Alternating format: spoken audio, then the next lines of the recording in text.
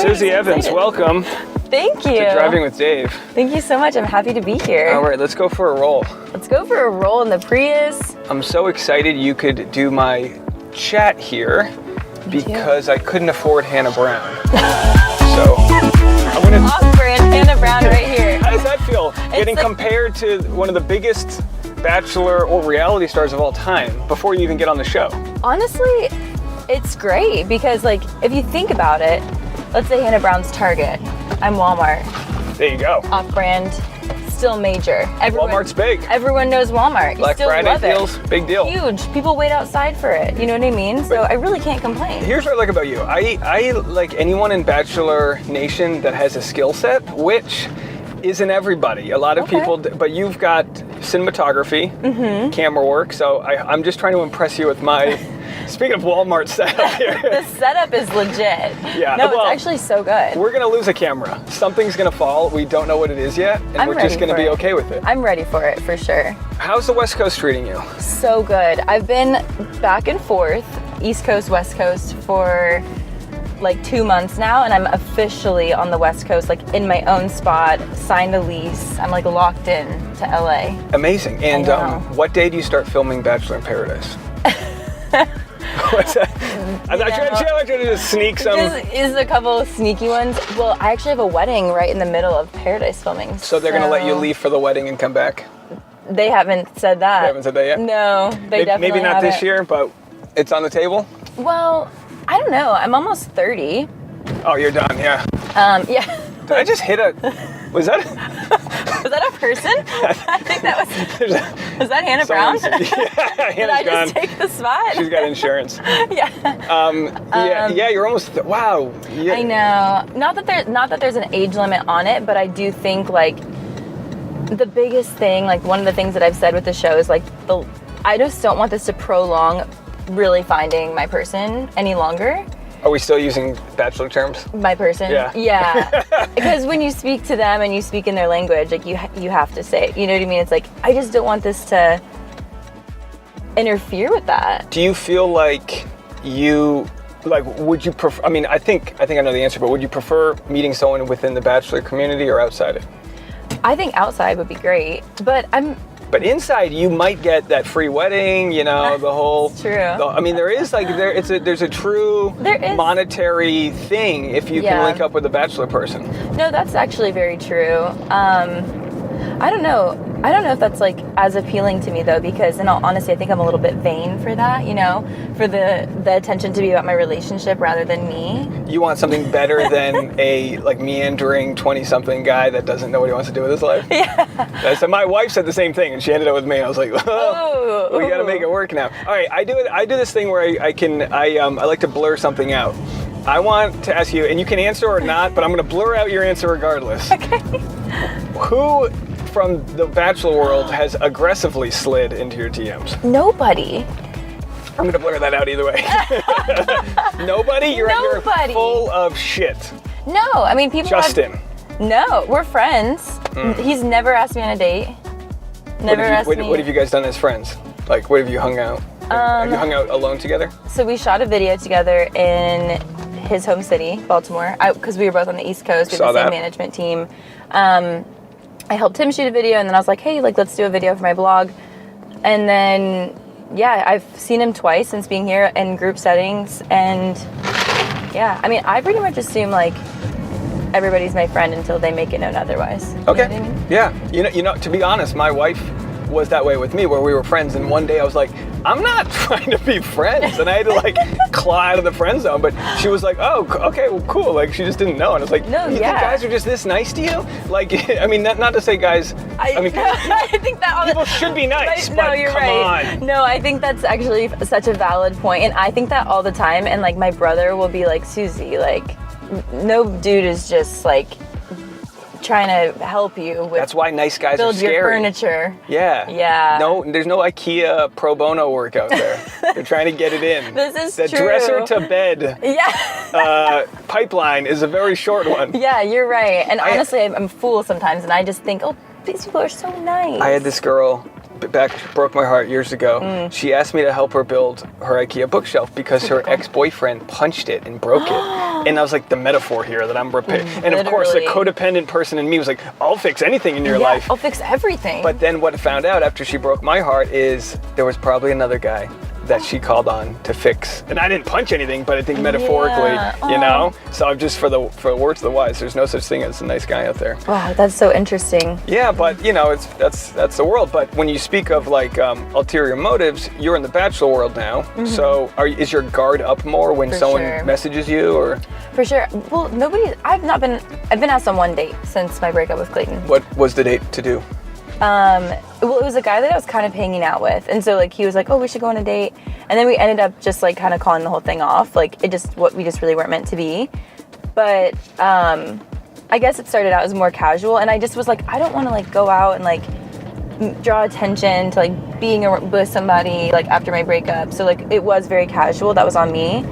But how do you have, in respectfully, I'm going to use this term, a hoe phase when you're a public figure? Because everyone, man, woman, whatever, it doesn't matter, has a hoe phase maybe after a breakup or whatever where you don't want something serious. Like, figure it out. That's a scary place to be if like you're worried people are going to share your DMs or. Oh, I just got Hinge because I was on Raya, which like it's not even that cool. It's really not. And it's honestly, a bunch of like chefs and comedians. Well, that would be great. No. Not even? No. It's like, I don't even know who these people are, which is fine, but they just want to chat on the app. And I'm like, okay, nobody asks you on a date. Like, everyone's just wanting to like chit chat. And I'm like, I'm not here to chit chat. You're not here, like, no chit chatting. No, I honestly should put that in my bio.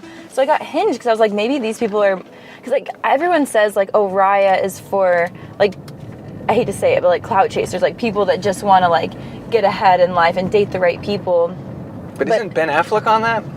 I don't know. I haven't came across him yet. He got exposed on it. Oh, see, that's someone's like, you're not Ben Affleck. Then he sent the person a message being like, hey, it's me, Ben Affleck. Then she posted it online. That's so shitty. Ruining the merit of the literally. That's the thing is like, I don't want anyone to screenshot. Not that there's anything that crazy, but I'm like, it's embarrassing. Like, it's your dating profile. So I just got Hinge, so I might get exposed soon. But yeah, I'm trying to figure it out. Like, I'm really busy with work as well. Like I am really ambitious and I do kind of like just do my own thing and then, you know. So you haven't had the standard traditional welcome to LA walk of shame? No. It is the best. Look at the palm trees. I know. And the LA walk of shame is literally, you got, well, it's not too late for that. And I don't mean that there's any shame, stride of pride, whatever you want to call it. Of course. There we go. Love that. Going easy on the bumps here. So Virginia, oh boy, I picked all the potholes here. Virginia, motto, Virginia is for lovers. Yeah. Then you become, at least briefly, a disliked person. Ooh, yeah. How does that feel? Hated. Like I honestly thought it was going to be worse. I was like, I'm going to be the biggest villain of all time, like leading up to the finale. You out-charmed the edit. Oh, thank you. You did what Logan did on Bachelor in Paradise. Logan was built for the villain edit, and he was like, nah, man, it's just not going to happen. Yeah, I mean, I think at the end of the day, like, I mean, I don't know. I don't think you can villainize people through edits and stuff like that, for sure. But at the end of the day, that's what's, like, so special about social media is, like, you get to take the power back. And you get to show who you really are and show what you're aligned with and whatever. And I think like Clayton and I kind of did that after the show. And he's a solid guy. He is. Yeah, he's a good human. Like at the end of the day, he had really good intentions. I saw myself in him. Oh, really? When it comes to like, I'm going to do the right thing and I'm just going to tell everybody, full disclosure. Absolutely. I would have taken the bait every step of the way. It's an untenable position. There is it's a multiple choice with no right answer. That's the best way to say it. Truly, that's the show. I really think that like the lead is one of the worst positions you can be put in. You can't win. And is that why you turned it down? No. How many times did they ask you? No. I'll bleep it out. How many times? I'm bleeping it out regardless, so people can wonder what they want. No, you would have been a great lead, but like, what do you? Yeah, I mean, it's like, what do you get out of it? Our friend Katie Thurston there was chewed up for trying to like do the right thing, and it just seems, yeah. and, you know. But so this past season, and I don't want to talk too much about Bachelor, but here we are. But please continue. Here we go. But I got to sell some podcasts here. This past season, we had Katie Bigger winning and saying she was going to maintain her friendship with Gabby, but it's got to be kind of difficult. Have you maintained or had any friendship with Rachel or Gabby from your season? Not really, to be honest. I've definitely reached out to them and I tried to support them as much as I could through their seasons, like especially when things got really tough on the internet or when I saw things appearing, I would try to shoot them text messages and just say, hey, like, you're incredible, you're wonderful, proud of you, whatever. But yeah, it just hasn't really been reciprocated, and like, honestly, that's okay. Like, I totally get it, and like, yeah, that's just life sometimes. It's like, just like the lead has a hard time winning, the person who ends up with the lead is the winner, even if it's not long term, of the show, and then you've got the other contestants that bond over not winning, so you almost don't have the same common denominator, which can be difficult. It is difficult, I think, and also it was a really tumultuous ending. I'm sure that... Really? I don't remember. Oh, you're not familiar with it? How did it go? Oh, that's so weird. You bounce out. That's a long flight home. Yeah, I didn't have a phone either. You're broke. They didn't even give you your phone back at that point? No, not till I got to my layover. So what, are you like reading magazines on the flight? I was writing letters to my 1-year-old niece and nephew. My newborn niece and my 1-year-old nephew. We're so addicted to our phones. I was like, I love you so much, and like, when you're 18, I hope you're proud of me. Turbulence and shit. Like, literally, I was like, I might die, but like, I hope you find this journal. They're like, Aunt Susie, why are there tear marks? Yeah, yeah, literally slipping 20s in it as I fold it up. Like, that's all I have. We're so addicted to our phones. It's why the show has gotten crazier, because it takes away our weighted blanket there. I mean, I had the other day, I had to charge my phone, but I also had to use the bathroom. And I told my wife, I was like, I'm going to the bathroom with no phone. I'm going to go learn something in my mind.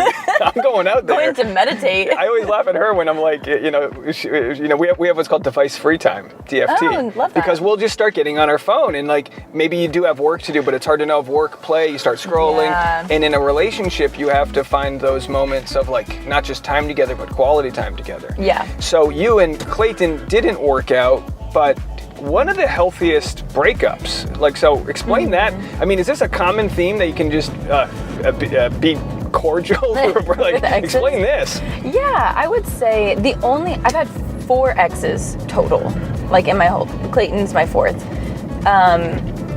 The first one is the only one I'll say shit about, because he was a crazy mofo, like crazy stuff. Honestly, I can't even say it out loud. Was it crazy during the relationship, or did the breakup facilitate both? Okay. I thought I was crazy during the relationship, and then at the end, so this is like, it's so bizarre. I'll say it. He basically told my family he had cancer when he never had cancer. Yo. Yeah, it was so, like, that's the type of person he was, where he was so manipulative. Like, I tried to break up with him and he pulled that card. So it was. How did he go about? Wild. Did anyone question his cancer? My mom and I did, but we couldn't, because you're like, no one's gonna lie about that. But we both were like, this is awfully, like, strange timing. Did he say what type of cancer he had? Skin cancer, and like, he was going through. Cancer. Yeah, I know. I'm like, classic. Come on. I'm like, yeah, everyone. Give him some pancreatic. I'm like, look at this. Yeah. We all have skin cancer. But yeah, I was like, like stuff like that. So he's the only guy of all the guys I've dated where I'm like truly manipulative, like just bad person. And he has like so much regret. He's tried to contact me so many times over the years, and my family. It's so weird. He probably has a lot of deep guilt, I'm sure. I'm not gonna blame you whatsoever, but I will say, pretty women will bring out the worst in a man due to their own issues. My wife had a similar story where, and luckily, like, when her and I started dating, I was pretty secure, but I've had my own attachment issues and things like that. Yeah. But like, boy, the kicking and screaming a child will do when they don't get their toy, now match that with a grown man's size, it can be quite scary. I think I'll bleep this out, but she had, and this is me in the relationship has to pay the price for somebody. Yes. I think it was upside down. So I got multiple audio going on here, but I've got to pay the price of someone else's, the baggage that comes is because of other issues they had. And has it changed your outlook in how you pursue relationships? Yeah, I think that's one. Yeah, definitely. I did not tolerate lying. To this day, if you lie about one thing, like, I mean, you probably shouldn't tell me if I look bad, but like, other than that, like, if you lie about your location or who you're with or something like that, like, I am not going to be somebody that's like texting, tell me who's there. Like, I am the least controlling person, at least in my mind, compared to like how I see other people handle their relationships. But the second I find out there's a lie, I literally broke up with one of the nicest, actually, like, probably the nicest guy. I kind of regret it because he did lie to me about something, and was it a trivial lie, or was it a? It was kind of a big lie, and it was like to cover for somebody else who was doing something wrong. He had melanoma as well. You just make these guys lovesick. And so I broke up with him, but like, he really was a nice guy, and it was like the only time he ever lied to me. It was like a year in, and I was like, I told you from the beginning, like, I will never tolerate lies because they bleed into other aspects of your life. And like, I was with a cheater for 2 years. You got cheated on? That's how that's how it ended. I got cheated on.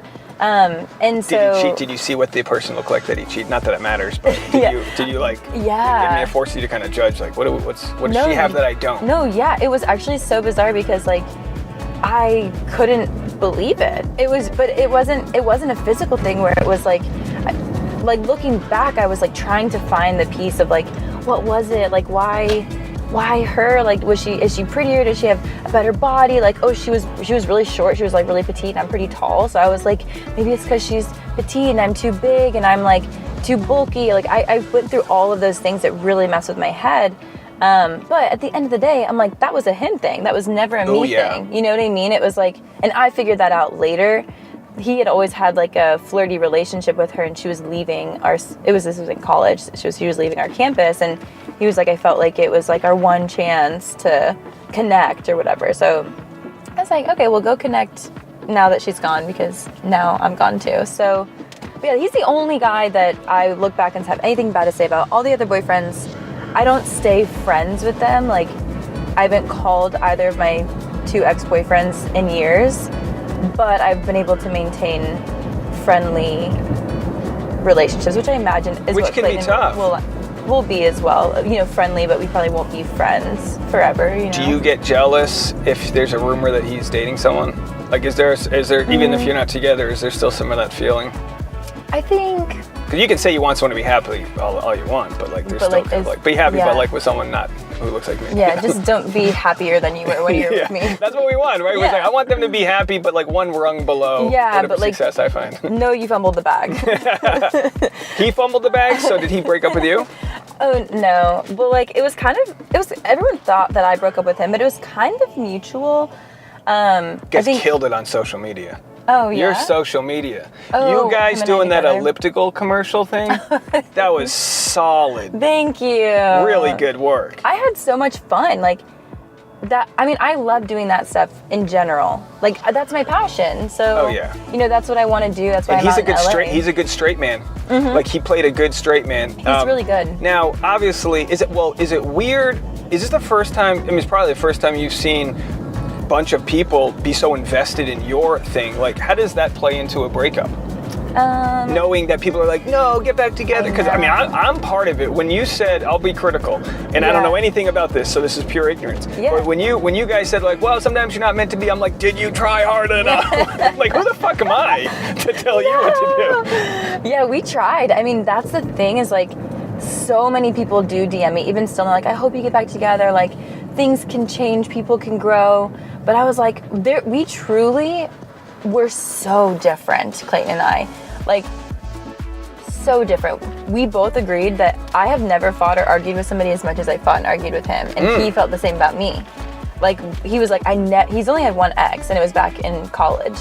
And he was like, I never fought with her like I fight with you. And I was like, same. I am not a confrontational person. But we butted heads on everything. And like, it was this really tough balance because we loved each other so much, and I could see all the good in him, and we had all this fun together, but then we fundamentally disagreed about almost everything. Yeah. Mm-hmm. I mean, that can happen. Mm-hmm. It's, I mean, what's the biggest takeaway that you learned from either him or from just the relationship? I think, well, one thing that I really learned from him that was great, and it speaks to his character, is that he was genuinely so willing to grow and evaluate himself, and he constantly was.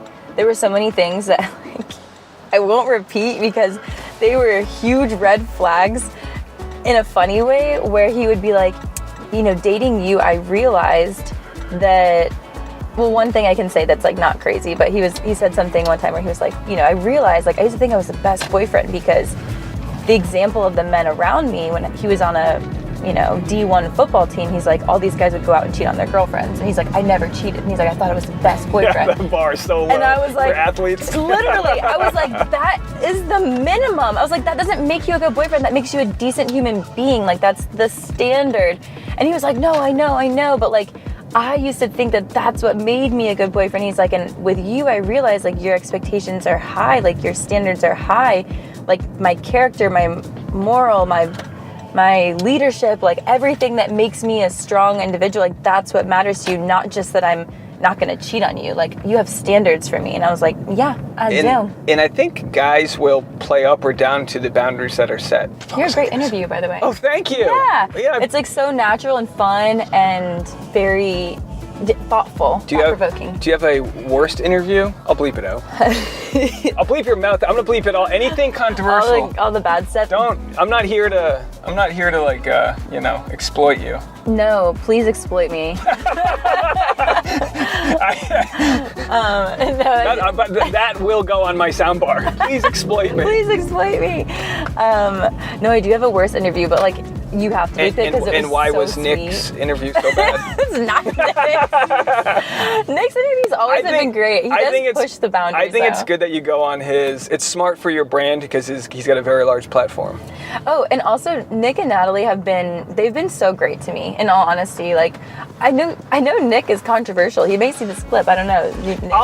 Nick's a smart businessman. So I give him so much credit for what he does. I can still criticize him. Like if I was saying this, like if his podcast, if he was Jared from Help I Suck at Dating, I wouldn't cover it so much because it's not as popular. Mm-hmm. You got the #1 podcast or one of the top podcasts. We're gonna discuss it. But business-wise, I mean, he's made all the right moves. Yeah, and same, like, I think he probably respects that as well, just because, like, he does the same thing. Where even with the show, I think that's really hard for people that go on the show and they hear the criticism, like, he's gonna criticize because that's, a part of his show. So I think he respects that to an extent where it's like, yeah, like, I'm gonna get criticism. But one of the best. No, you're gonna say the worst. Oh, sorry, I thought you were gonna say the worst. Oh, the worst. Well, you have to believe it because it was a little. Zachary reality. No. I'm not gonna name everybody. Oh my God. We love you, Zach. We love you. We love Zach. No, it was so like it was pretty bad. So you have to bleep it because like I'm just. Oh, but it was just a bad. It was just bad. Yeah, okay. It was like really kind of weird. And we'll let people speculate on that. Yeah. Well, it can be tough. I mean, but you're easy to talk to. What was dating like? I'm not saying you had a like physical glow up because of Bachelor, mm-hmm. but you're in the age where you learn the most about your body, what works, what doesn't work, and you start to become the best version of yourself. Yeah. So like, how was dating pre-show, early 20s, college versus now, and not just dating, but just what has the show taught you about your own level of confidence? So that's a great question. I've had a whole evolution of body and, beauty awareness and how that's like affected me. But like when I was a young buck, 19. 27. Yeah. 2 years ago, no. When I was like 19, 20, I was so insecure about my body, my face. I thought I was just like this hideous creature.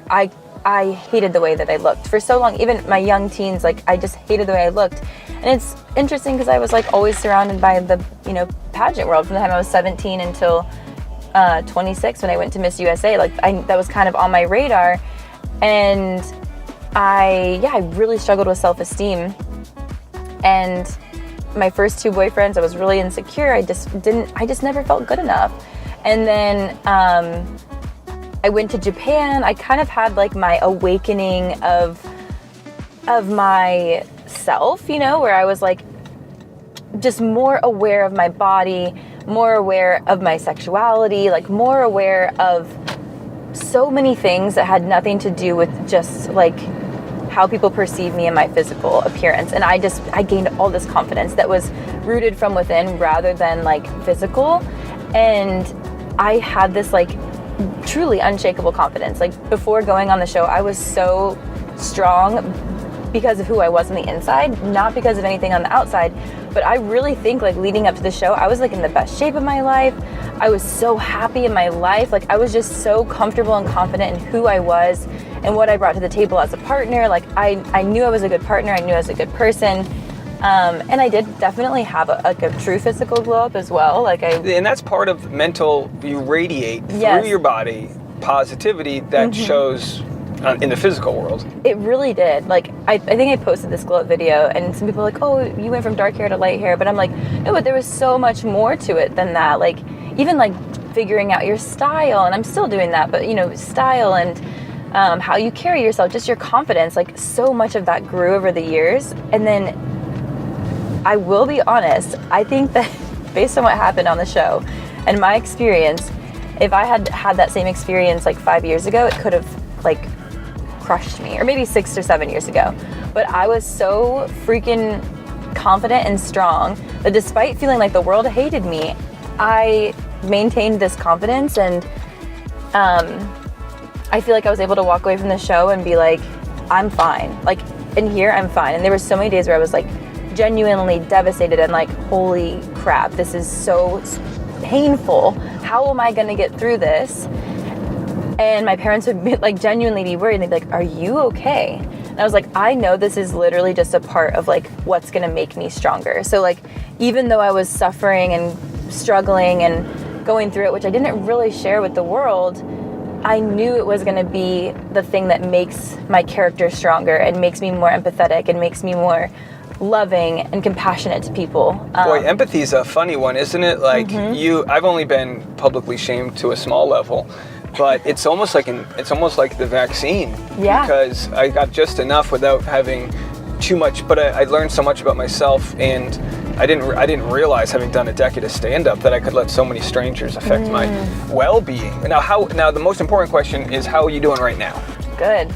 I'm doing great. I will say at the end of my relationship with Clayton, I was in a pretty dark place. And I think that was a big part of why we broke up. And that's why I think a big part of why Clayton knew we had to break up as well. So you're going to get back together now? No. No. Hey, relationships are there to teach you things. Yeah. And sometimes you can grow with them, but they're not there to smother each other. You kind of grow next to each other and then you part ways. Yeah. If the lesson is learned, you know. It was, and I don't think the relationship was good for my mental health, is kind of what I got out of it. Like a lot of pressure, and with us just like, I think I didn't feel completely accepted for who I was, to be honest. By him? Yeah. And well, you're so different. We're so different. You're like creative, and he's got a very analytical brain, which he has said has helped him out. Yeah. Kind of learning like he needs to, you know, I think when he was developing his website, he said you offered him a lot of help and like, you know, not needing to do everything himself, but hiring people that can be creative and don't quit if it doesn't work for the first time. I mean, what's that like? It must be coming up in working in the arts and cinematography and as a wedding videographer, that like you weren't handed things the way someone on The Bachelor is handed things. They're handed the title of The Bachelor and they're supposed to just be an influencer. Yeah. But you kind of came up knowing a little bit more about tech, I would assume. I don't mean to speak for you, but was that what it was, that you were a creative mind and he wasn't? I think that's a big part of it. Like I feel like I'm a broken record, but I'm like, fundamentally we viewed everything differently. I think just like fundamentally we're so different. Like I had a different view of what I wanted my life to look like versus what he wanted his life to look like. I never like imagined a traditional life for myself. I do want children, like I want a family eventually, and soon, I think in the next 5 years, hopefully.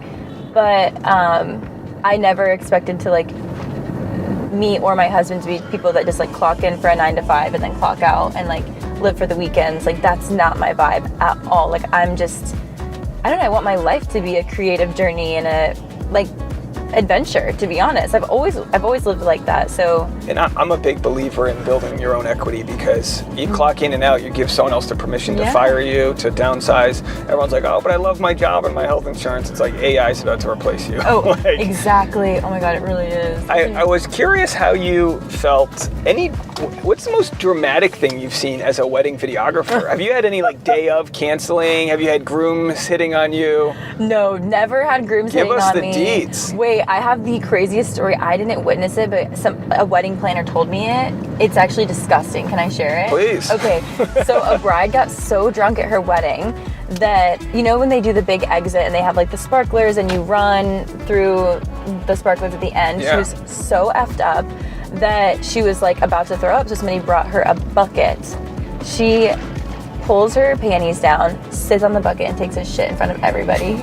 And she was so drunk. She doesn't remember any of it, but the photographer and videographer caught all of it. That's a very Bridesmaids story. That's like, it's literally like Bridesmaids, but worse because it's real.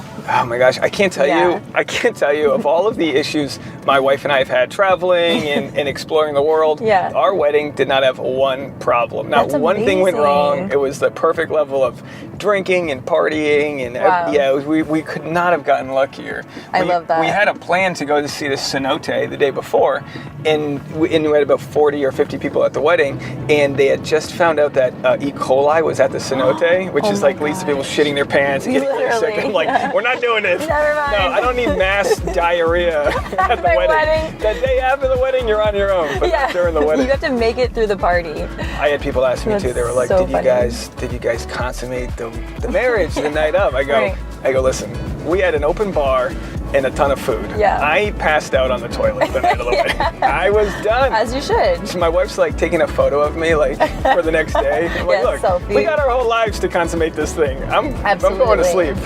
Absolutely. Yeah, no, it's got to be, you learn a lot about, for me, I've learned what the message is, what the message is of a wedding, and it is learning how to communicate, because there's nothing harder than planning a wedding, and like we're pretty good at each like doing our own thing. But like we had to be together in, if for all of that on every decision. And if you can't survive that hurdle, just call it off, Right, absolutely. Like that's the final. I had a buddy who called off his wedding a week before. Oh my gosh. But honestly, better to do it then than have to get a divorce. Oh, is it? No, yeah, I think so. It's like, did you pay? I want to know if you already paid for the cake, or do you just have a party and not make it legal? Well, there was that one gal from Bachelor.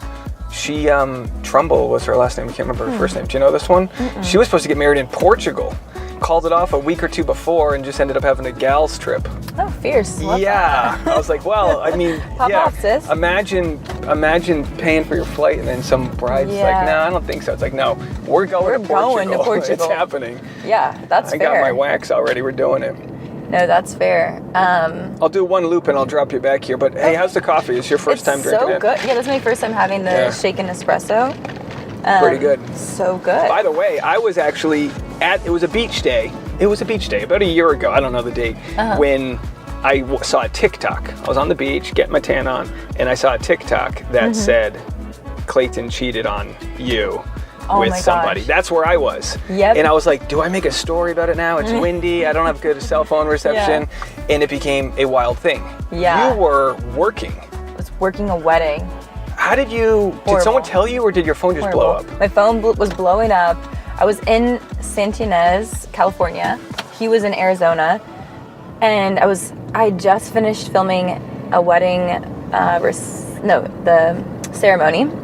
My phone's blowing up. I get a text from Clayton. He's like, hey, super weird. Like, this girl's claiming that I cheated with her last night. I didn't have time to look at the details, so I didn't see that she said it was in New York. So at that point, it's a he said, she said for you. Totally. And I didn't know Clayton that well, in all honesty. He was about to move into my apartment, and I was kind of against the moving into my apartment, but he was adamant. He was like, no, we need to live together. I was like, okay, crazy.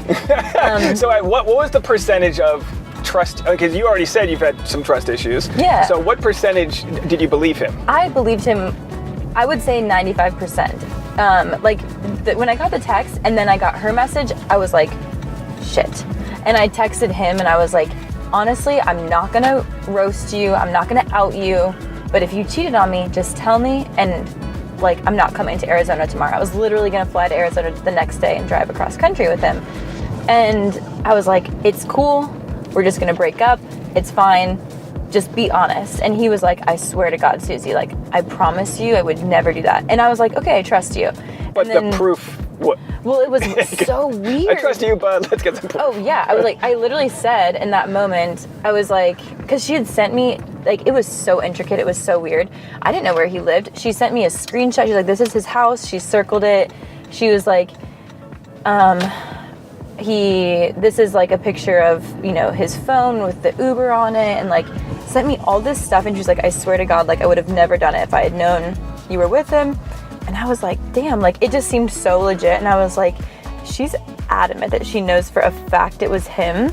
As if you guys didn't need, you know, like as if you guys had any. Clayton, yeah. He was kind of like on, you know, on the edge already. And then this really was not good for his mental health. And he said you were the one who stopped him from suing her. I definitely, I was not even suing, but he was like really heavily messaging her back, and he was like, take the video down now. Like, this is bad, blah, blah, blah. Like, he was going back and forth with her, and she was messaging me, and she was like sobbing, and she was like, there's an article about me. It's going to affect what, you know, master's program I get into. It's going to change my career. I won't be able to get a job. Like, and I was like, girl, like, just take the video down and move on with your life. Like, we're not trying to like ruin your life. But I was like trying to be gentle with her, because I was like, okay, she's like a 19-year-old like dummy that. Which is also the age of that kid who just gave away the national secrets, who's probably gonna get life in prison. So it's like, right. 18. I understand. You're more graceful than the law would be. Like the law would be like, no, you're an adult, you did this. I was like, hold yourself accountable, like, get it together. But I also was like very much like, okay, I think at the end of the day I was thinking like mental health, and I was like, I don't want her to do anything dramatic. Yeah. You know what I mean? That's where it really came from. But Clayton was like, I mean, Clayton had been through the ringer with everything, and he was like, is like, she messed with the wrong guy. The last thing I need. And honestly, shout out to Bachelor Nation fans, because you guys, not that it's necessarily a good thing, but you guys like came for this girl. Isn't that funny? It's like, I loved it. It's like Bachelor Nation's like, we make fun of him. Yes, I love that. That's for us to do. We cause him emotional duress. Yes, you guys can't. And she lied through her teeth. Yes. And she lied. And she was talking to me, so she must have been talking to dozens of people. Oh my gosh. Trying to get her story right. And it's like, look, she found some guy that might have said something like, I look like, you know, whatever. Yes. And she ran with it. And if it was true, she would have tracked the guy down. It's right? 2023. You can track a guy down. Yeah. But God bless her for that story. But, you know, it's, yeah. So as soon as he recovers from that, I mean, I guess, did you immediately, like, what was the point where you went from 95% to 100% when he showed you his? Yeah, when I realized that she said New York City, I was like, oh. I literally FaceTimed him last night, and he was in Arizona, like in his brother's apartment. So I was like, okay, I was like 98%. And then she was like, he must have taken a flight, like a red eye, like, I don't know. And I was like, what the hell? So yeah, he flew to New York in the dead of night to go hook up with a college girl. Random girl. So, but she was so convincing. I was gonna say, like, I'll pull up the messages. It is bizarre when you look at the messages. She's like adamant. She's like, I swear to God, I know for a fact it was him. I know this is crazy. Like, I'm just trying to help you. Like, it was so bizarre. And you want to believe people, but the social media age has incentivized people to fabricate these types of things. Right. And so I felt totally fine. Like, that night when I went to bed, I only asked him twice. I asked him at the very beginning. I said, just tell me if it's true.